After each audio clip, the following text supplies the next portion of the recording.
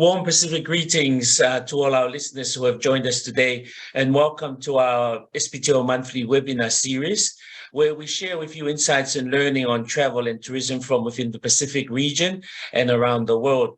We're very honored today to have as our guest speaker, none other than the CEO of the Pacific Asia Travel Association, as you probably know, PATA in short, Liz, and she'll be presenting PATA's recent forecast and a synopsis of the travel recovery initiatives currently underway to support its members and broader industry. Liz, of course, is no stranger to the tourism industry. She's a senior executive with over 25 years of global experience and expertise in general management, marketing, business development, and partner network management. She's passionate about innovation, business transformation, and community building. Her career spans several industries: travel, lifestyle, technology, financial services, and pharmaceuticals. In her personal life, she has been a continual advocate for poverty eradication programs and education initiatives across the region.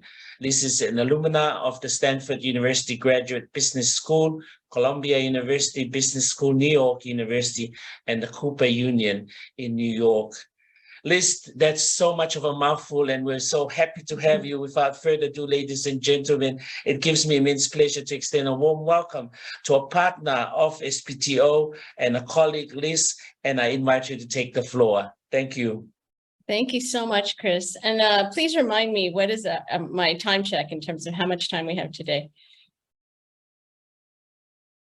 I think there's 1 hour for the whole session.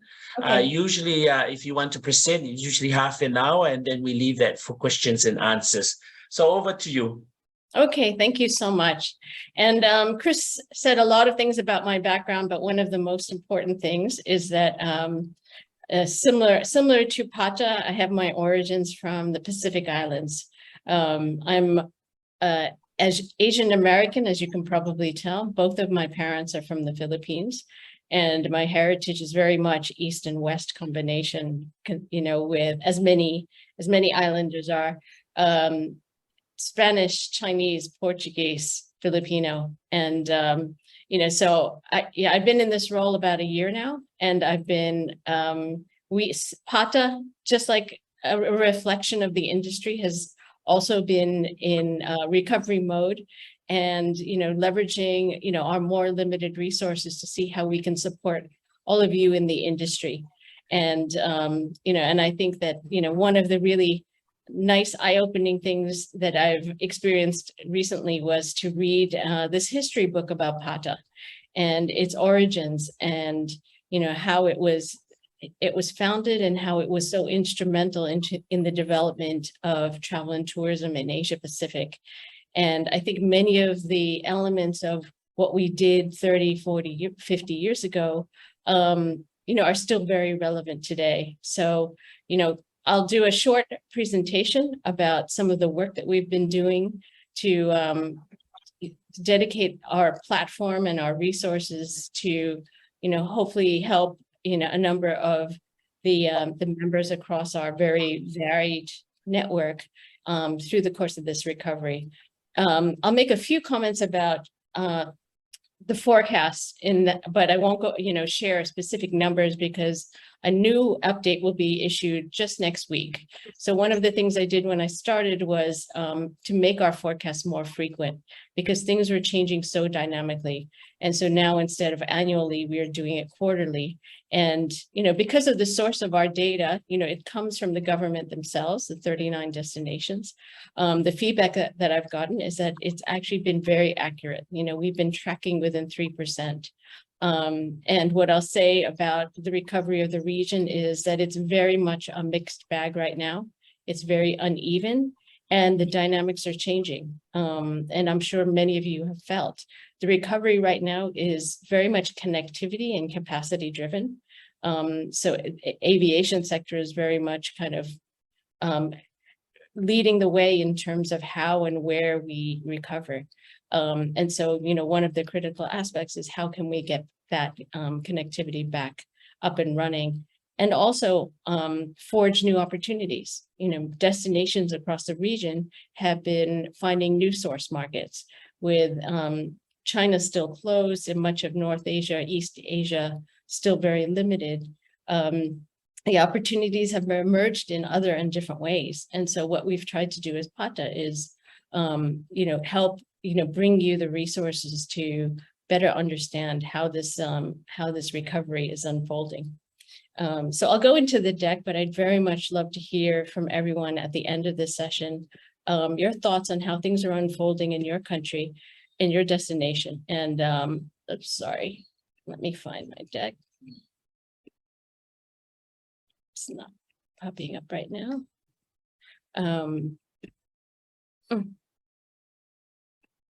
Okay. Paul, I know you're on screen. Yes. Would you be able to, I'm going to send you my deck, and would you be able to put it up on the screen? Yes, just send it to me. I'll send it to you through Canva. Thank you. Okay, sent. Thank you. Well, I'll start by, as Paul gets that up, I'll start by talking about, some of the things that PATA has done over the past year.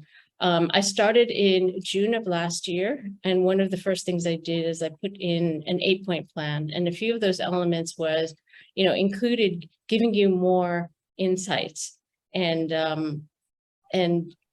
leveraging what I call PATA is a network of networks. And I also call it a network of experts. As Chris mentioned, my previous background was from American Express, but thank you, Paul. And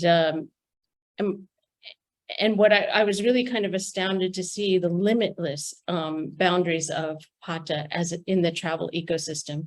We really do have within our network of members and also partners, alliances, a really broad range of resources and experts. And it really is, and that's, the beauty and the challenge of PATA. We have so much diversity, but I think that, if we can be very targeted about how we bring those resources together, it can be very powerful. Could you go to the next page? Thank you. So just a reminder, PATA, it has been a catalyst for the responsible development of travel and tourism to, from, and within Asia Pacific. Our heritage has very much been about and promoting the destinations within Asia Pacific. But, in the last 2-3 decades, we are certainly viewed as a powerhouse, as a source market. And so there is increasing opportunity from Asia Pacific as well. And on the bottom right, one of the things I realized about PATA as its core strength is we don't just get on stage, or we shouldn't just get on stage and talk about, promises that will happen 20 to 30 years from now. Our strength is really when we can take global issues with local impact and bring it closer to on the ground and really take it to implementation. And sometimes that takes the form of a pilot that needs magnifying. And other times, today we can go digital and go virtual. But that to me is one of the key differentiators about PATA. Next page.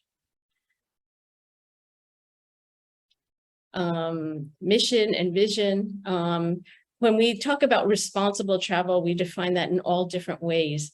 And, all the, and I guess to very simply put it, to advance travel as a force for good. So all the positive elements that travel can bring, and it doesn't always bring positives, but our hope is that we can help pivot more of, what's delivered in the industry towards, healthy, sustainable, inclusive, diverse, and economically supportive, to the communities and the peoples that are delivering the experiences. Next. This is a kind of a visual description of the network of PATA. As I mentioned, it represents all corners of the industry, and we do great work with some of the development banks and our related alliances. And I think there's even more, every week, I'm in discussions to expand that even further. And so this depth and this breadth of public and private relationships related to the Asia Pacific, we call it a mega region, really, because it spans so broadly, is the key strength of PATA. Next. These are the 4 areas that we are focused in terms of priorities, and there are kind of subtopics within them. But number 1, recovery of the industry. Number 2, topics that support resilience, sustainability, and regenerative travel. Number 3, and this is related to number 1, destination marketing and management. And then lastly, diversity, equity, inclusion. Next page. This is a list of some of the topics where we're doing either advocacy or specific projects. And, certainly at the top of the list, what we're seeing is across all regions, and it's starting to hit Asia Pacific. As we're ramping up in different markets, we are also feeling that that issue regarding staffing and the attractiveness of travel and hospitality being a challenge now that people, now that our industry shut down for 2 years and people went back to their hometowns or started new businesses, or are looking at have looked at other ways to make a living. This is a big challenge for our industry in terms of recovery, and so we are looking at ways that we can bring together solutions in this region. Recovery, destination marketing, Asia brand campaign. I'll talk about that a little bit later.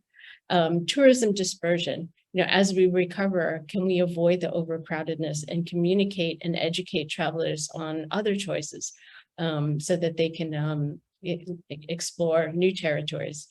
TDR, tourism destination resilience. That's a big program that we rolled out this year. And a number of the other topics that are very relevant. There's heightened interest, and it's relevant to your destinations too. Ecotourism, community-based tourism, holistic wellness and travel, women in travel. I'm in discussions with some multinationals about this concept of a promotion around tour local, eat local, and spend local. And linked to that is sustainable gastronomy tourism. Next page. Destination Insight Series. This is, I'm going to go through a few different programs where we're helping our destinations, in terms of raising their profile, updating their status. We were able to do Micronesia back in, let's see, it says in January, and we'll be continuing this series. I think that, Paul, we're due to cover Pacific Islands as well, correct? Sometime soon. Next page. Some of you may be aware that about a year ago when I started, we kicked off this series working with the World Bank. And these are our government-only recovery insight sessions.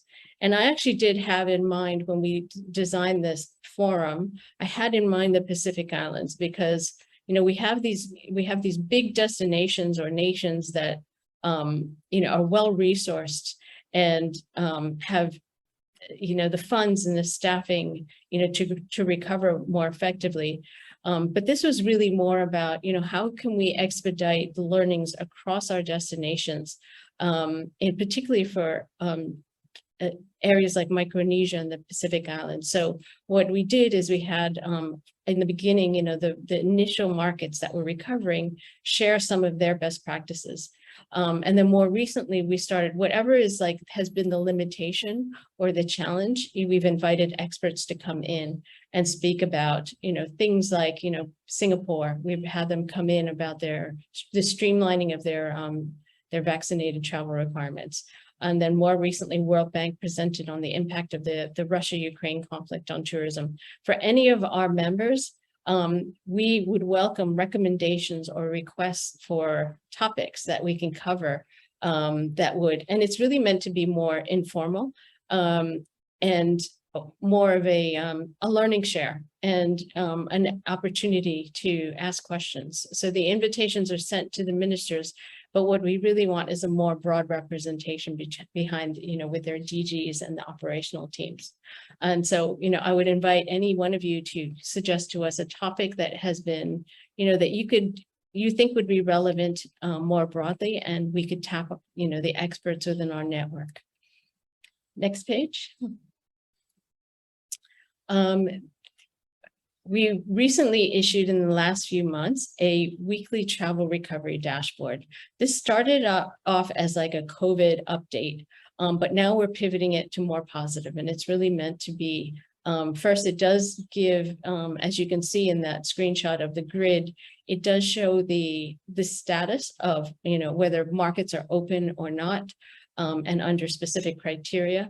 But we've also pivoted to include any travel policy updates, any links into the government sites for policies, because one of the #1 complaints that we hear from tour operators and travel managers from Western nations is that Asia is too complicated. It's hard to understand. It's hard to navigate. And, so we wanted to give, an easy dashboard where they could get a snapshot of, 39 destinations across our region. And in addition to that, what I want to leverage this for is destination marketing updates. If you have positive news, what we try to do is scan the news for the most relevant and most important updates about destinations. But if any of you have news that you'd like to share about your destination, just send it to us, and we can profile it. Now, so it comes out in the form of a weekly email, and it's getting distributed to agents and operators, as I mentioned, in our network. And so it is a very easy way to get some news out there and to a very targeted industry audience. Next page. Asia is calling. I'm kicking off what I would call a regional umbrella brand campaign, again, to kind of, dispel that negative aura that Asia Pacific has, that it's too difficult, it's not open. We saw during the summer months, we saw a lot of over tourism and negative customer experiences happening in Europe, which was kind of amazing because we had so many wonderful destinations in Asia that were at low capacity. And, it was, they could have great, easy, relaxed experiences. So what we want to do is basically, pool resources. We're going to invite public and private entities to really kick off a broader co-op marketing program for Asia Pacific, and in order to rebuild traveler confidence. And I went through an RFP process and selected MMGY and BBC Storyworks to collaborate on this. So a proposal is coming together this week. And this is something that I've been shopping around already to different governments and different enterprises. And I do think that there is broad interest because, no destination can recover on its own if Asia has this, kind of negative perception about it. Next page. Crisis Resource Center, we launched this last year. At whatever stage of the recovery you're in, there's a wealth of resources there for different industries within our sector, and different toolkits, from marketing to evaluating your infrastructure and your crisis response. So the name is actually, the content that's in there is more broad than just crisis. I would say it's also recovery. Next page. PATA Empower. This is one of the most underutilized elements of the PATA membership. And I think that the people that know that we have it love it, and they know that it's of great value. And so this basically brings together content from our IBA forecasts, as well as aviation information from OAG and hospitality information from STR. And it's, you can basically customize reports. You can access the data and tailor it to what you need. So this is a really, and this is data that would, if you purchased it on your own, it would really be very expensive.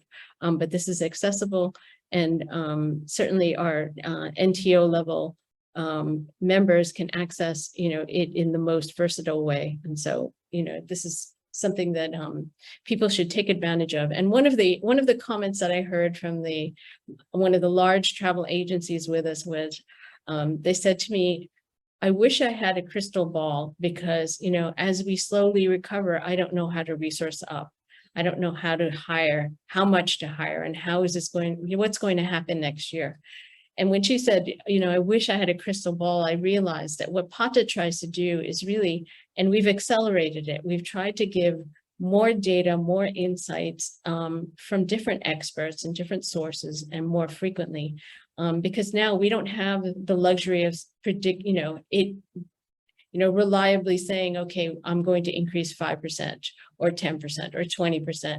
What we need to do is really monitor things from a variety of perspectives and come up with our own hypothesis for our market or our business. And that's what we try to do. So I said to her, I think, the way PATA operates, we're trying to give you many crystal balls, so that you can try and get, some insight into what's going to happen as things are so dynamic. So next page.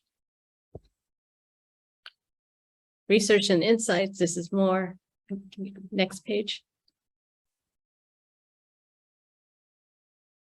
This is more, I mentioned this is a study by TCI that we made available recently.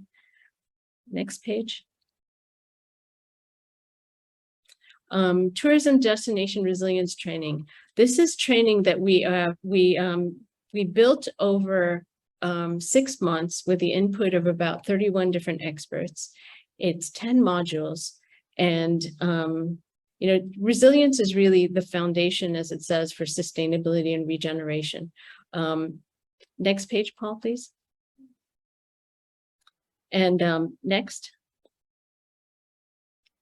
So what this training does is it helps, it's a foundational education for DMOs to take a look at, in pivoting from marketing to destination management, what are the areas that we need to consider to make sure that our destination is ready and can withstand any, different forms of impact, as well as do capacity building. So in addition, we've all been experiencing this health and safety and challenge the last 2 years. But in addition to that, how can we best identify needs in these other pillars, so that we can maintain the asset that we have in our destination. Next page. So this training is free. It's online. You'll get a certificate. We're actually planning, and this will help in marketing, because what we're finding is that consumers across our region particularly, but also globally, are looking for sustainable, better managed destinations. And, so we will be issuing badges basically for offices that at the national, at the provincial, or the city level that have completed the training. So these are some of the tools that are available. We're able to do training either, you can get it free online, or you can request an in-market workshop. We've done this in 4 different countries, and so it's available as an option. Next page. These are the 10 modules. We're adding an 11th module now, working with Visa. And as you can see, each of the entire TDR course takes about 10 to 20 hours to complete, and you'll get a micro certificate. So the QR code on the right is where you can find the link to these modules.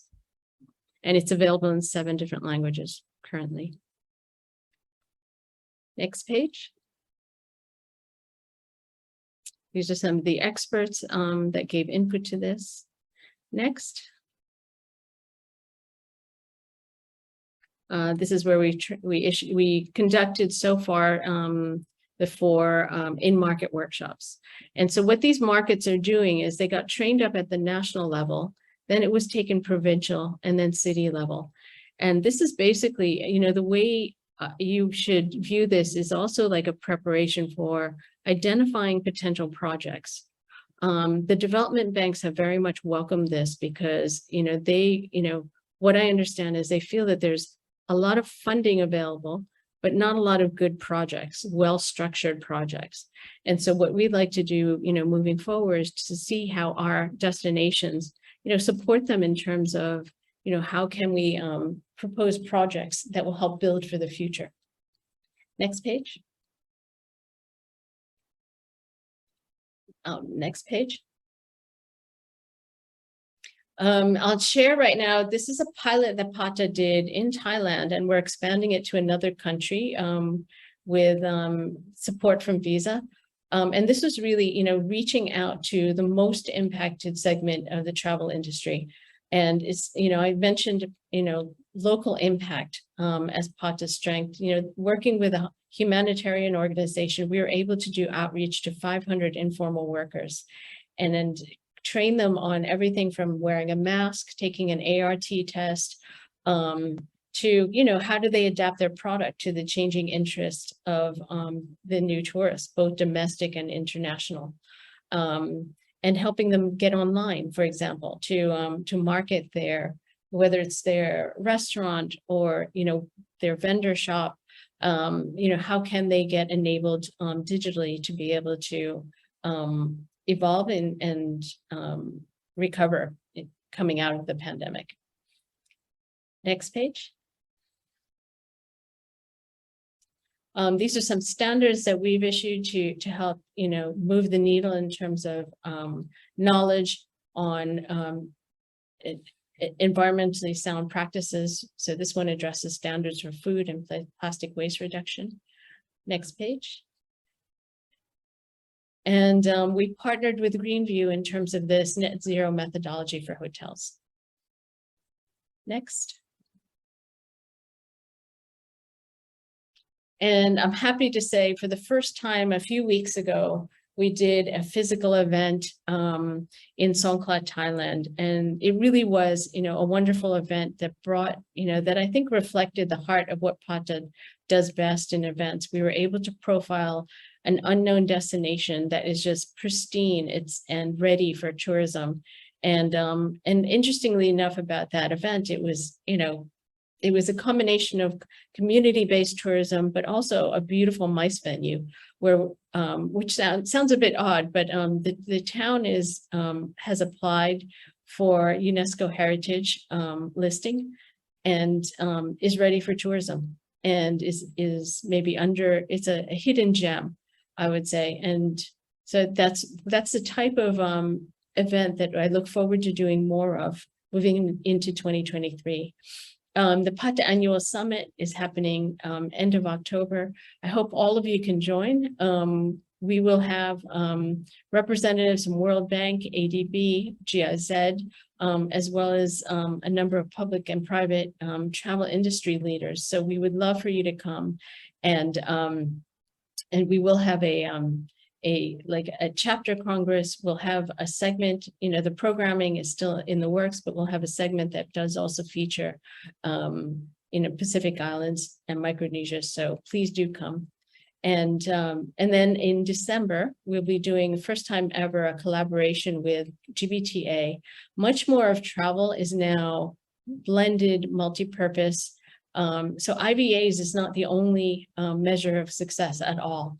And I think that, one topic we'll cover during this event is this increased integration of business and leisure travel.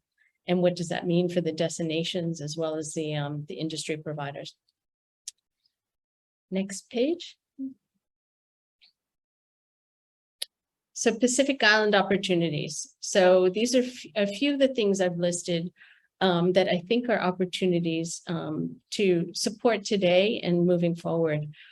First of all, I wanted to make aware to all of our members that destination marketing is available.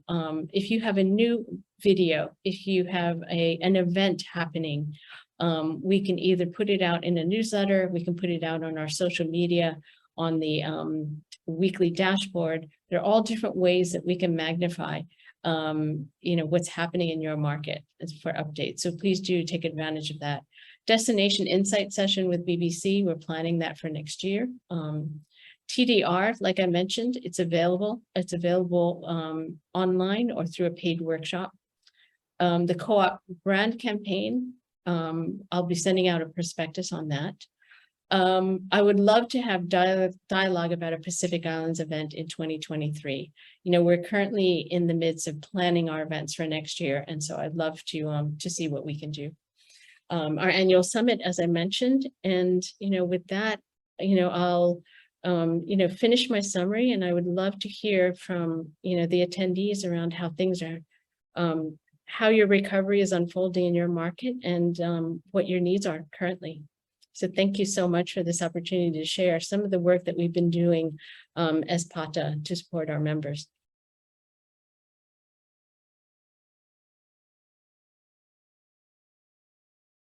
Chris, over to you.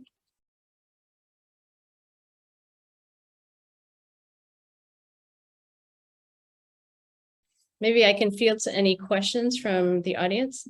Yeah. Thank you, Liz. The floor is open to everybody. Thank you very much for such a detailed presentation. And of course, I look forward to meeting with you after this on more detailed discussions, how we can collaborate. But just before we begin questions from the rest of the audience, I just wanted to ask if you could identify which Pacific member countries are members of PATA, because it will be of interest to our audience. Thank you. Yeah, so Paul, I don't know, maybe you can pull up the list and you can run through that. Yeah, just give me a few minute or two. Sure. Can I take any questions from the audience about the programs that I outlined?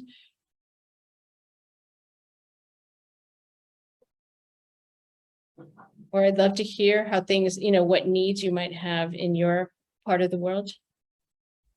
Yeah, go ahead, Simata from Tonga. Maloi Lele, and good afternoon, everyone. Thank you very much, Liz, for the presentation you shared earlier, and it's lovely to put a face to a name. So my name is Simata Palu, and I work with the Tonga Tourism Authority. As you may be aware that not recently, in January, we encountered the Hunga Tonga and Hunga Ha'apai volcanic eruptions. So that being said, our recovery efforts, especially during this pandemic, and now this double disaster, is going to be about a step behind our friends in the other Pacific Islands. Just to dive into my questions, and I've only got two. My first question is, so I've already completed on behalf of the TTAB, the Resilient Destination course, and thank you very much. That was very mind-opening. That being said, would I be able to claim that badge that you mentioned earlier on behalf of the TTAB? Yes, actually, so the details of that will be coming out. And, this idea for a badge came out from, a discussion I was having with TAT. And they basically said, oh, we need something, we give you should have received a certificate completing the courses, right? But that was more for an individual basis. So this idea of a badge for a destination, we're in the midst of designing it. And certainly we'll go back to, the groups that did complete. So whether your office is 10 people or one person, certainly, we'll come back to you and be able to give you that badge. And that's, that's a badge that I envision, is something that you can put on your website, share on your marketing materials, and basically communicate to consumers and the industry that you are mindful of, what it means that you're taking that first commitment in getting educated on what does it mean to have a resilient destination. And I think, so thank you for that. And I'm glad you found it eye-opening. It is, and I'd like to thank you for it. In fact, the mere fact that it's available online for free, I've already got a growing number of our team jumping on the course. So you might notice that we have a couple of people progressing through the course. My second question, well, it's more of a comment, because we are a recently established tourism authority. We haven't shared our PRs into your network. So if I can just get that email later, I would appreciate that. And the last thing I'd like to just add on is I'd like to volunteer the Tonga Tourism Authority for your upcoming Pacific Island event in 2023. Would be very happy to liaise with SPGO and as well as PATA to make this event happen. And even if we don't, but at least we volunteer to assist the best way we can. I think that's all from my corner. Thank you very much, Liz. Thank you very much for the opportunity. You just gave me 3 wonderful updates, so that's great. And I do hope, and whatever, and you started off, by sharing your challenges, and I'm sorry to hear about the additional trauma or challenge that you're overcoming given the eruption. One thing that I would offer is that, I know that there are times in PATA's history when there has been a crisis has hit a destination. And, it has been our tradition to basically, if you express a need for help, we can either put together a volunteer team or put together a project and put some resources against that. We recently had, with Sri Lanka going through such turmoil, we had a wonderful offer from the Nepal chapter to help the Sri Lanka chapter, which is amazing to see, because Nepal, itself, they were the beneficiary of support and advisory, when they went through their challenge, and now they're kind of paying it forward and helping Sri Lanka. And so there are things that that can happen if, you speak with us and we can think about how can we tap into this really, this great network. So the thing I would say about the destination marketing and the badging, we were making the resource, the training available to everyone, but the badging and the destination marketing, I would offer only to our member destinations, because, part of, for PATA to continue doing what it does, we need to take care of our members, at another level. But at the same time, we provide, we want to support the whole industry. It's just that for us to be sustainable, there's certain things we do for our members. There's certain things that we're very open and we want to share, and certainly we want all destinations to be resilient. And, the training has been welcomed and embraced by WTTC and UNWTO too. So, my hope is that we can offer that knowledge and content to everyone. The marketing we would offer for our members. So thank you so much.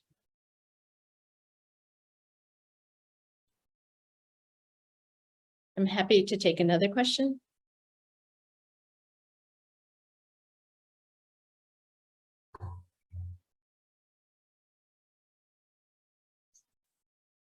Anyone from the audience?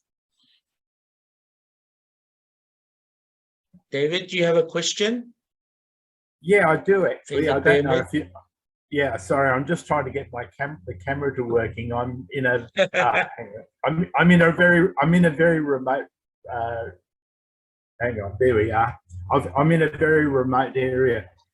Liz, firstly, thank you for a terrific presentation. I didn't catch it all because I've been doing a risk management assessment for a college at the moment. But my question is this: PATA used to have a terrific presence in the South Pacific, mainly through Chris Flynn, who I'm sure you probably have heard of or remember. And in fact, Chris, I was one of a number of speakers who was involved in a Pacific conference that PATA organised with South Pacific Tourism Organisation in Vanuatu in 2017. So I guess one of my questions is this: is PATA planning to have a more direct presence in the Southwest Pacific? Because it seems to have kind of closed in on Bangkok to a large extent. Yes, and thank you for that question, because one of the things that a newcomer in many ways to Pata. Because, you know, even I was with American Express for 18 years, 10 years in travel, but I only got to know Pata, Mario, the prior CEO, was referred to me as a speaker to, at one of my conferences. And that was, and then he wasn't even with Pata at the time, he was with OEG. And then when he joined Pata, that was really my kind of introduction to it. But I did, one of the observations I made was same as yours. I think that it became more Bangkok centric. And what I'm trying to do is, teach the organization or incorporate ways for the organization to be regional and global again. And so some of it I think is more, and sometimes it's little things like we will no longer list our webinars on Bangkok time, because I tell the team our audience is way broader than Bangkok. And so I think in terms of, we did in the past have the luxury of having, directors in different places. And I think that, now is the time to rethink like an efficient model and how can we do, and I think that with the power of technology, we're enabled to do that in different ways, although it doesn't replace in-person, interactions. But, I am thinking about how can we re-broaden the footprint in a very efficient way, both. And, so thank you for noting the interest in that. And I think that there are ways that we can consider doing it. But I definitely do feel like, I'm trying to close as many gaps efficiently as possible in the context of not being able to, we were so hampered with travel and, but, I think there are ways. There are new ways that we can. I was just going to say, I guess we need to recall at the minute that PATA stood for the Pacific Asia Travel Association. Absolutely. And I think without any ill will, it's kind of narrowed its focus because it actually started in the early 50s in the United States. So we don't actually get much American involvement, which is also, at least on the West Coast part of the Pacific. So I guess there's an opportunity to rebuild. And there is, and actually I think maybe because I'm a bit of a, my background is East and West, like I mentioned, and so I've met with so far I think 8 chapters in person around the world. And when I met with the San Diego chapter, their main interest is Pacific Islands.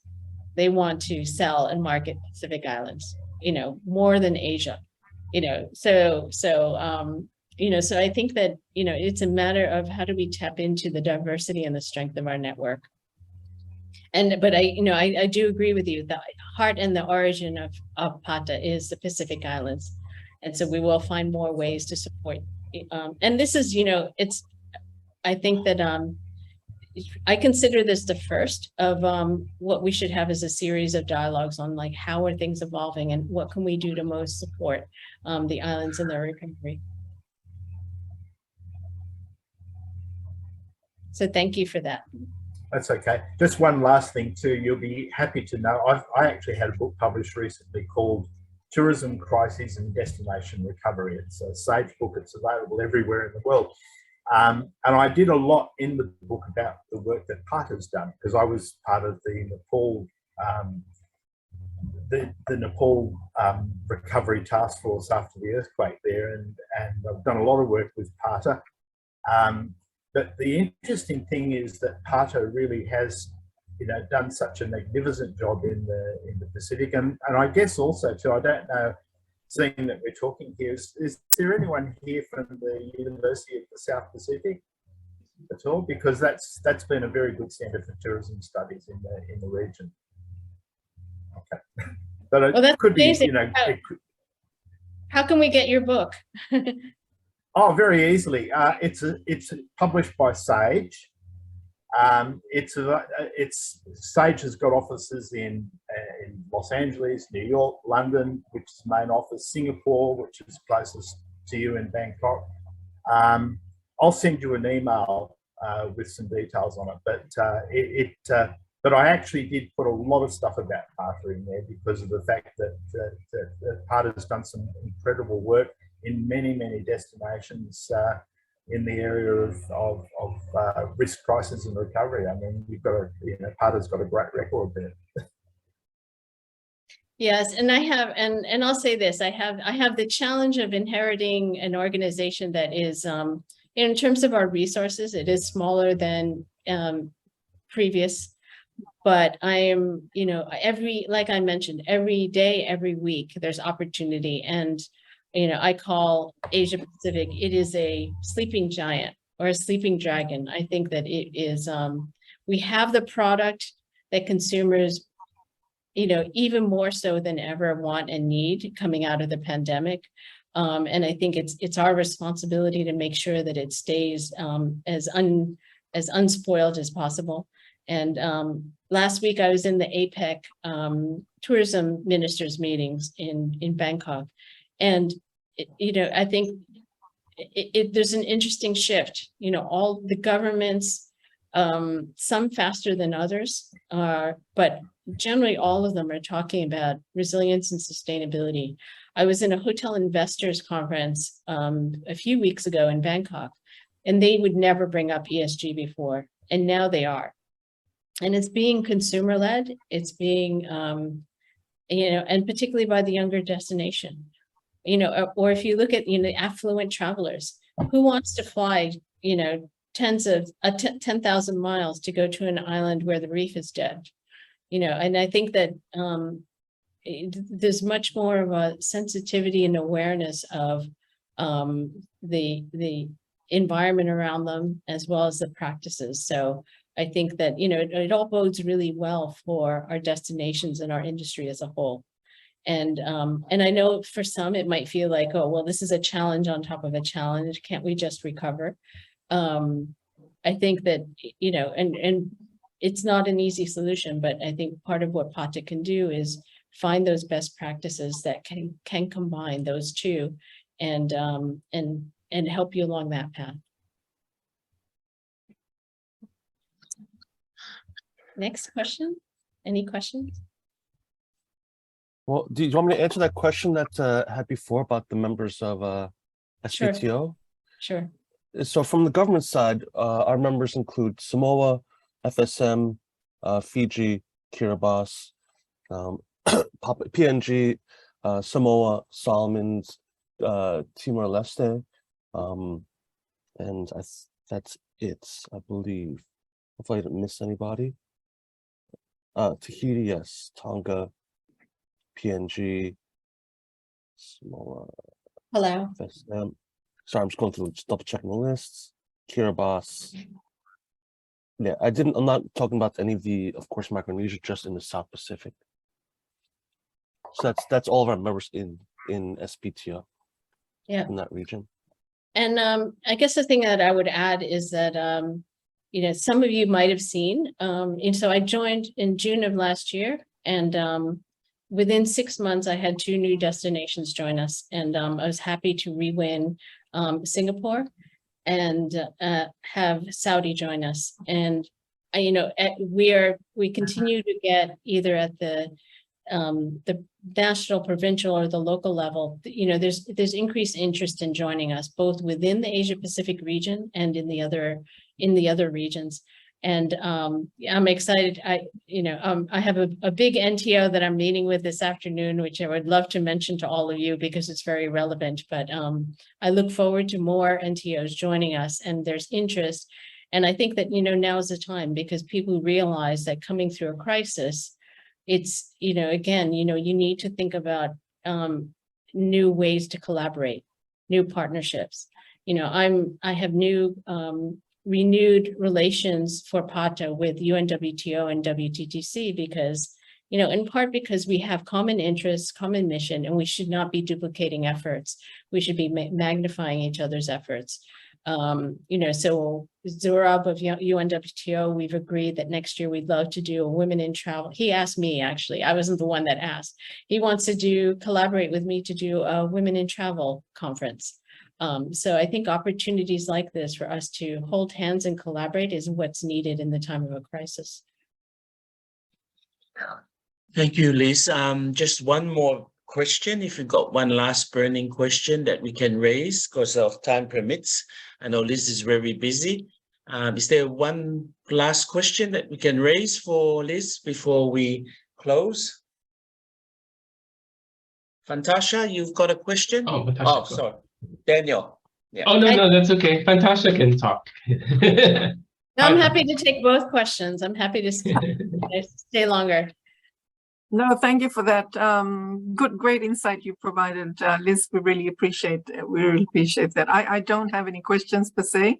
I was following your presentation very avidly. Thank Thank you. you, for that. Fantasha. Over to you, Dan. Oh, okay. Thank you. Nice to see you again. You too. Now, I just wanted to add that I know you wanted to do a Pacific Island conference in 2023, but after that, maybe follow up with doing something in Hawaii, because the FestPac will be in 2024, June of 2024 in Hawaii. And that's where all of the island nations will be gathering. And I think definitely in terms of the cultural sharing, especially with PATA members in the Western Hemisphere, we'll have to find easy access to see all of the nations in one place and understand a lot of the product that they have to sell, and as well as the arts and culture at the same time. Oh, wow. So Yeah. did you say FestPac? It's happening when? 2024? June of 2024. It'll Okay. be maybe in Honolulu, but it'll spread throughout the whole state. But all the major island representatives will be there with their contingencies of cultural artists, dancers, as well as I think government officials and products and things will also be around. And then, yeah, well, I can say more information later.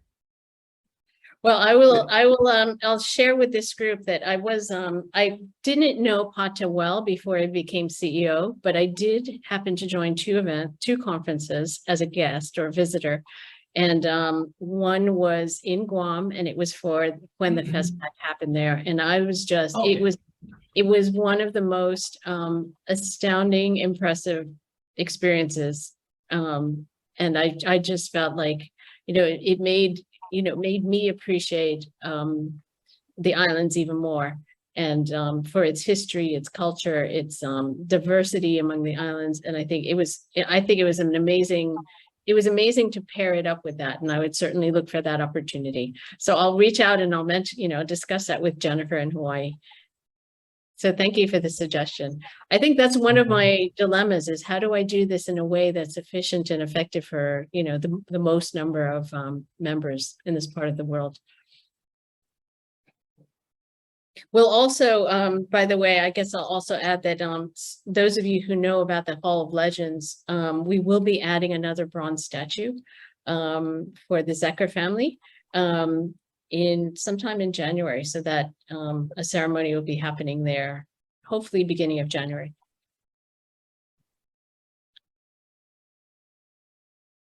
Any other questions?